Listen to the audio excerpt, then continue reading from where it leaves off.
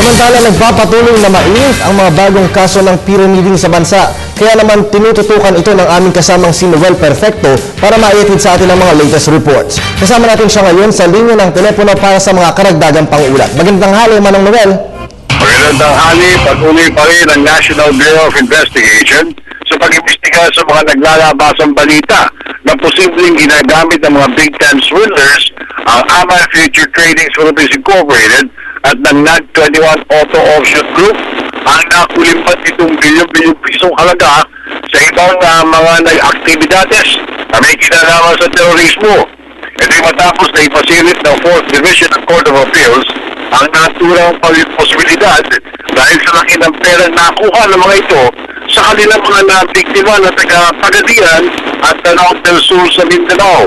Ayon sa isang source na ay magpakilala at muntik na rin maging biktima ng Rasuman Scam Group, kamananakan rin ng mga prominente pamilya ng Maranao sa sobrang dami umano ng mga nalokong mayayamang pamilya sa 1st and 2nd District ng Lanao del Sur.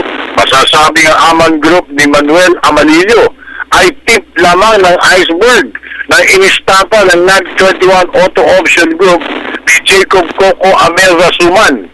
Hindi lang 80% aniya o 80% ng 52 mga punong munisipal ng Lanao del Sur, kundi pati na rin mga farmers, teachers, government employees, sundalo, pulis at hinihinaan pati daw umano ang mga MILF ay naloko rin ng mga ito.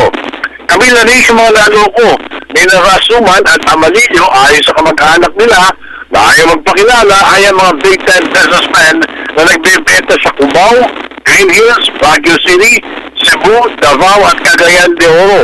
At dahil sa nakakulong na ngayon si Coco Rasuman sa NBI, kasama ilang pa mga galamay nito, pati na rin directors ng Aman na pinasahan na rin ng kasong syndicated staffa, iwala ang mga na-biktima ng mga estapador na mahuhuli at makukulong ang lahat ng sangkot sa panluloko.